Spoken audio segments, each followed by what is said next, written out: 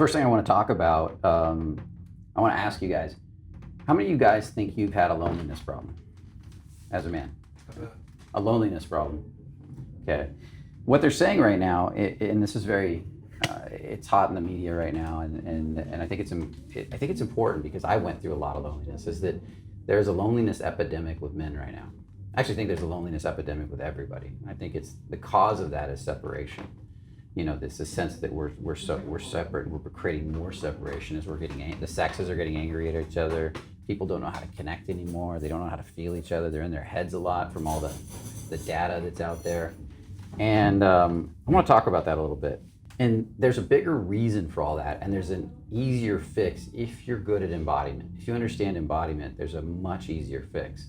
See, a lot of us are going to try to go out and what? I'm going to try to get a woman so that I'm not lonely.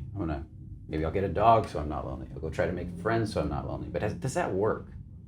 What I noticed was I had a lot of people around me at one time, and a lot of people that cared about me, and I still felt lonely. I still felt isolated. I felt separated. There was a sense of separation, like I was in a psychic bubble from everybody else. Anybody experienced that before? Very cool. And I really had to take a deep look at that and what that is. And I think there's one thing in embodiment that is really the key and the core to this. Lester talks about it too. There's some other resources I've looked at. And as I've been really focusing the work on this, and this is kind of my core mission in life now, is getting rid of this one problem as much as I can in life, or helping people get rid of this problem, let it go. I really feel like I'm on mission now. This is why I'm here. This is what we're here to do. And I think we're all doing this to some degree. And that's this sense of separation from everybody else. The core emotion in Lester Levinson's revealing process, the one that starts the ego and builds this huge, thick ego that separates you from everybody, is the want for separation and the want for oneness and the oscillation back and forth between the two. I want to feel one again, but if I feel one again, I'm going to annihilate who I am as a person. And there's a sense that I'm going to cease to exist. And that then builds all kinds of defensive programs to defend against that annihilation. But those programs are also trying to get that sense of oneness again. If I have enough sex, I'll feel good. If I have enough alcohol seems to help me. Or if I'm the most popular kid in school, I'll feel good because everybody will love me. But we're missing the core element, which is this connection, this deep level of what I call letting somebody in. This is why I talk about the heart walks and the vulnerability walks. How do you let somebody in? How do you actually connect with people? So what we're gonna do, we're gonna go through this, and at the end, we're gonna look at doing a little process to help you guys drop in a little bit better, a lot better, to help you create more flow and understand what this is about. Now, the real problem that creates this sense of separation is collapse. Collapse of the field that's around you. How many of you guys in this audience, either have done work with me, can now kind of see a field on a person, can see that there's a field that runs around a person? Raise your hand if you can. Okay, cool. And I want you to think of the field, for anybody on the camera, as that guy that walks in the room, or woman, and you can feel like there's a light bulb around them. There's a big energy around them, and they're open, and their energy's flowing across the room easily. Their field's not collapsed, right? Now you can have a state-pumped forcing version of that where you want to be seen. I'm not talking about that. I'm talking about this natural openness. That is somebody who doesn't have a collapsed field. If you look at really successful people, they're really good at keeping their field open. And the more they can keep their field open under pressure, usually the more successful they become. They become more confident, more powerful, more outgoing. And so I want to talk about what it is to keep your field open, because when my field is open, then I can start to connect. I can create a connection with other people. If I've ever shown you guys pictures of somebody's field that's collapsed, their energy starts to pull inward. If they're in apathy, grief, and fear, and they start to worry, and they walk around like this, and you can feel them pulling away from everybody. And this is what's creating the loneliness, is there's a psychic bubble, and they don't want anybody to see them. Or they don't want to feel anybody, because they don't want people to see their pain inside, their sadness. So they're actually going inside, pulling up into their head, and their field, which should be big, starts to shrink to here, and then eventually shrinks all the way up to here. And as a man, we're typically locked in our head. and we're just walking around in this little world. Does this feel accurate to you guys? That you've been through this, okay? Now, when you start to open back up again, and somebody says, just be confident, what do? We push that field out really hard.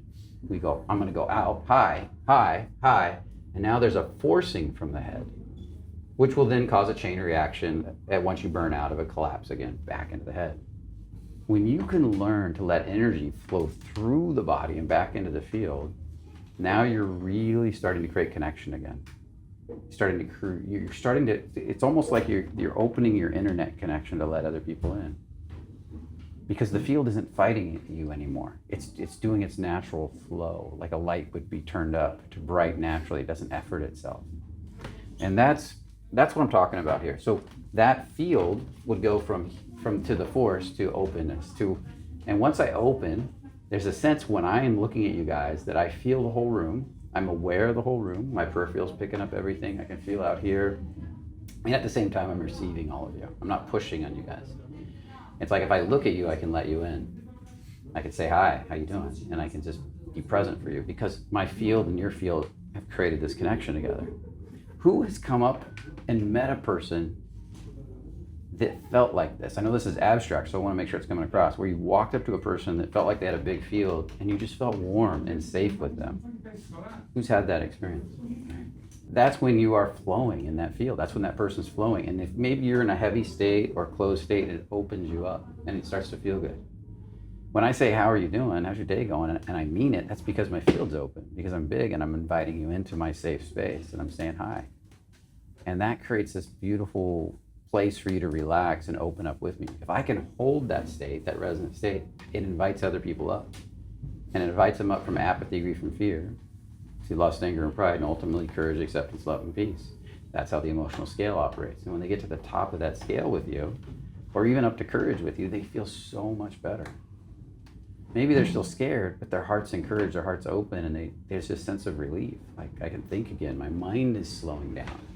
Have any of you experienced the race where your mind is just racing and it's going 100 miles an hour and you can't seem to get out of it? And you're trying to feel as much as you can, but you can't seem to get out of it. That's your field shrinking really tight around here and you're stuck in your thoughts. And when that opens back up again and everything begins to flow again and you begin to relax and open, suddenly the mind calms because all the energy that was up here in the mind is now running through the body and then coming back out into the field, like a light bulb being turned back on. Okay?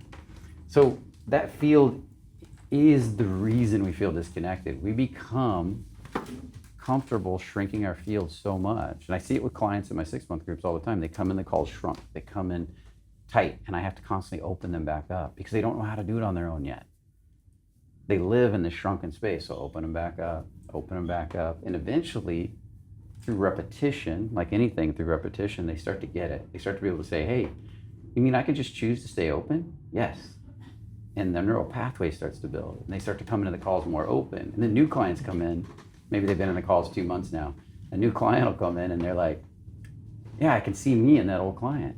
And I'm not like that. I'm more open. So they're starting to hold space for the other new clients. And it also, that's what I call being in resonance. And it all starts to change. It all starts to grow. So the fastest way back is through the body. I haven't been looking at my notes. I've just been going off. So presence isn't mental, it's physical, or it goes through the physical system and goes into the energetic body. It's not a mental thinking process. That's what's important there. And your spine is kind of like your antenna. When I feel myself wake up, there's a sense energy goes up my back and it comes out like this, and the heart opens really wide. When the energy goes up my back, it hits the heart and it opens up, and there's this sense of feeling all around me. My peripheral goes from narrow to really wide, and I begin to see everything. All my senses drop more into the now. So if you all do that right now and take a little breath and just notice the ground beneath you. Notice your peripheral vision, like start to pay attention. Feel the chair beneath you. Watch your breath breathing. Notice the breath in, and the moment it stops and starts to go out. Start to listen to the sounds all around you. Start to notice your thoughts going through your mind, or the thoughts going through your mind is a better way to put it. And as you start to drop in more, and begin to relax more into the now, that process I just described of energy going through the body starts to naturally happen. Unless, the only exception is unless you have a lot of trauma in the now. When you go into the now, if you go into a lot of pain, sadness, grief, sometimes we have to work through some of that to be able to get you to fully open up. But that's the beginning of the process of actually working through it too. That's opening Pandora's box so we can get in there and do the deep work. And that's when we begin to take things out one at a time, clean it up, go through the shadow, shift everything, and your life begins to change. So that's what the field is really about. So a couple quotes, I want you to think about this. Loneliness ends when you expand instead of retreat. So when your field begins to expand, that's when loneliness ends. And masculine presence isn't taught, it's remembered. The masculine holds this open field. The feminine then comes into it to meet it. The feminine flows through your field. If you're more like the riverbank, so as your field opens and you relax into your back more, and you invite the feminine into the space you're managing, then the feminine wants to dance for you, the person that's creating space for it, for the feminine. And that's powerful when you think about it. This is a good one. When you're grounded, life starts talking to you again. And that's true too. When you're shut down and your field's inward, life avoids you. When you're open, walking down the road, life lets you in again. And that's what embodiment does. It allows you to start to flip those switches automatically. I'm inward. What do I need to do through embodiment, through really good embodiment, to turn everything back on again? And if you have a regular practice of turning everything on every day, and maybe in the morning, and it gets quicker and quicker because you've been doing it a while now, and maybe it takes 5 minutes to get stuff flowing, whereas it used to take an hour, let's say. And think about that. You get up and do your 5-minute process in the morning, go out the door, and you feel that much better, that much more alive, that much more happy, because you can feel, and I'm always every day opening the field again.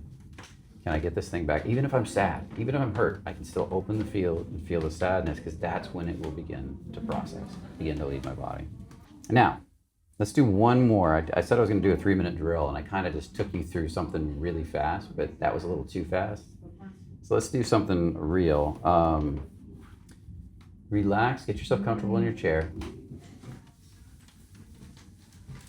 And feel your feet heavy. Feel your spine tall, feel the ground. And just become aware of your feet, which is part of how you root into the earth. And I want you to start to notice what the bottom of your feet feel like. Maybe grab the ground a little bit with your toes. And see if you can feel a little bit of a playful energy with your toes. Maybe even a sensual energy. And then feel the bottom of your feet. Just ask the bottom of your feet to relax. A lot of times I picture a dial, and like I turn that dial and open up the bottom of my feet a little bit. And there's a sense that I can see or feel into the earth through the feet. Now I want you to go up to the pelvic floor and do the same thing. Feel the pelvic floor. This is around the perineum, the ass area. And just begin to relax down there. And again, imagine there's a little dial down there, and you could open and you could relax. And see if you can feel down the back of your legs, all the way to your feet. See if you get a line of connection down the back of your legs, all the way to your feet. Just notice what that feels like. And there's no right or wrong. You feel it as much as you do. So allow yourself to feel it as much as your body is willing right now. Okay, good. Now, I want you to begin to become aware of your breathing as you feel the grounding. Be aware of this grounding and start to become aware of your breath. And I want you to become also aware of the inside of your legs as you're observing your breath. And with each inhale, just see if you can notice a little bit of energy running up the inside of your legs, all the way up towards your perineum. It'll feel sensual, it can feel warm. And there's a sense that it runs all the way up to the perineum, the balls, that area. Even as the outside of your legs ground down. And just notice that flow of energy. And now with each breath, I want you to start to count. I want you to take a gentle breath in for 6 seconds. Or 4 seconds, excuse me. Gentle breath in for 4 seconds. And then an exhale for 6 seconds as you pay attention to the legs and the flow of energy at the same time. And as a matter of fact, I want you to breathe in at 4 seconds up the inside of the legs to the groin, and down the back or the outside of the legs at 6 seconds to the ground. And see if you can build that conversation with the earth. And just notice what that feels like. In for 4 seconds, out for 6 seconds, timing it with the flow of energy in your legs. You might even notice all the noise in the background. Let the noise be part of what takes you in. As you're building grounding more and more, that noise should affect you less and less. You don't need to close off to it. You invite it into your field and let it run through you. Let it run into the ground. And let fresh, clean air come back. Let clean energy, clean emotion come back.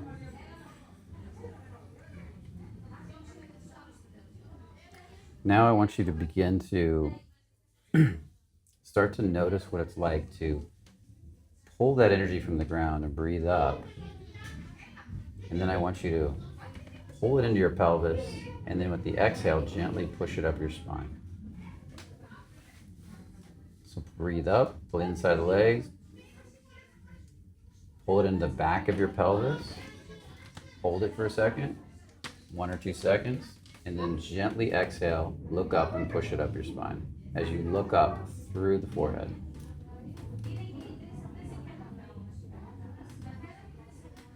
Now again, breathe up the inside of the legs if you haven't already. 4 seconds.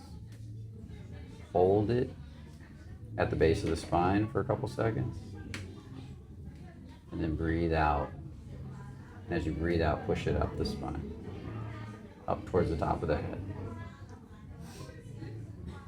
And then begin to feel the space around you with each breath. As you breathe in and hold it, notice all the sounds around you and just ground them out. And as you breathe out, drive that energy up your spine, out into the field around you. And notice what that feels like.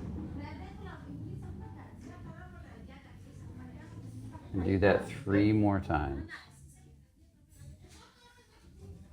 And then when you've completed 3 more cycles, gently open your eyes, come back to the space, and we'll continue on.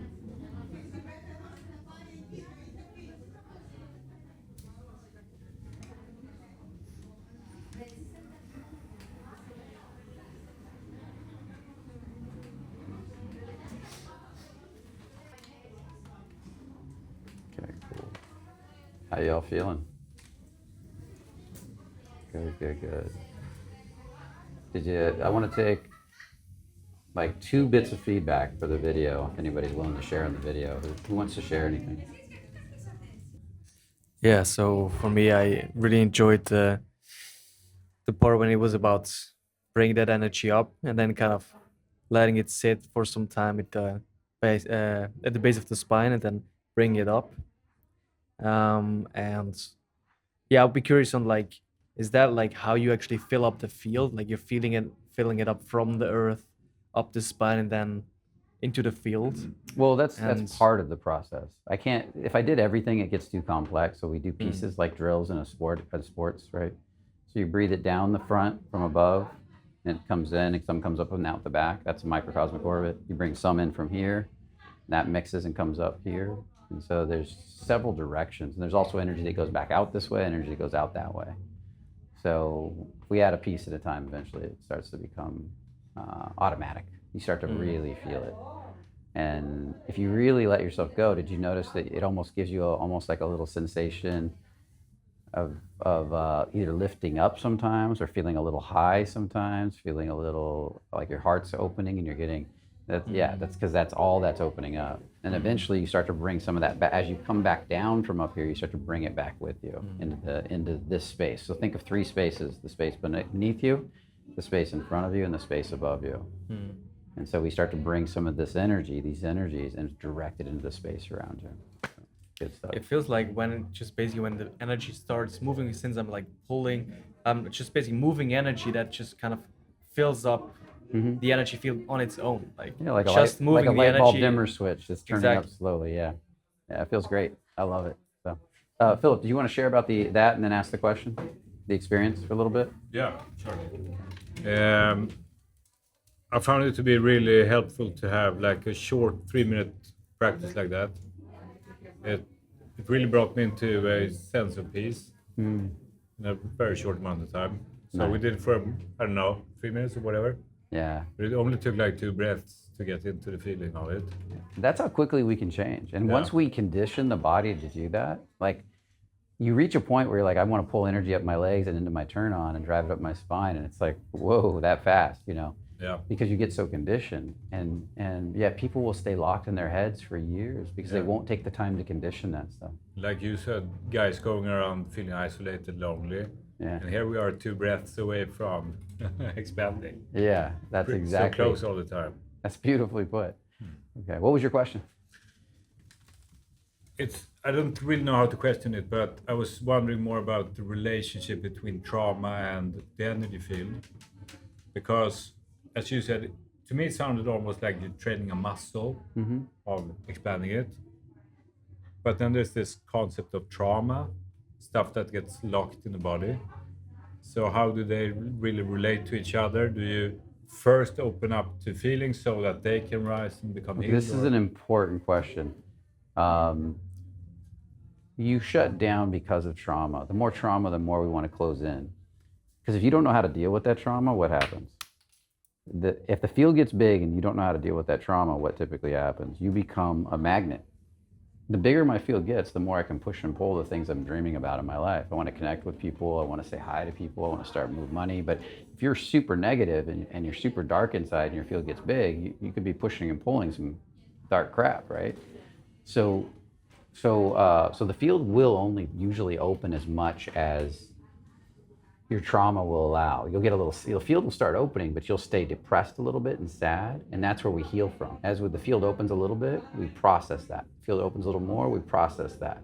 It's like opening Pandora's box. That's what the whole metaphor is. You got to be careful what you ask for, and I think it's better for most people to open it a little bit at a time, because their body won't allow them to open it all at once anyways. I can do this all day, and the body's going to go this much or this much. And then you let a little bit out and you process and release and process and release and process and release. And then naturally it gets bigger and bigger and bigger. It starts to open more. As you go higher into cap, it goes more. But if I can get to the level of courage on the emotional scale and then look down at those stored emotions, I can begin the process of healing them safely. You know, that's a great place to start from. And then as you develop more and more capacity to handle emotions, to feel down towards your second chakra, to open up deeply, then you can start opening wider and feeling more trauma and going through it. Even when I was in apathy a lot, I used to walk for an hour a day just feeling my apathy, and the doors were sealed. Like they did not want to open. It was numb. And usually around an hour, something would pop open. Maybe there'd be some tears, a little crying, a little emotion. The next day I'd do it again. Maybe it pops open a little earlier, and then suddenly I can feel my heart again. I can breathe, and then a little more, because I was really depressed. But eventually, pop, you know, because you're doing the work. You're making that transition. So, does that make sense? Yeah. Okay, cool.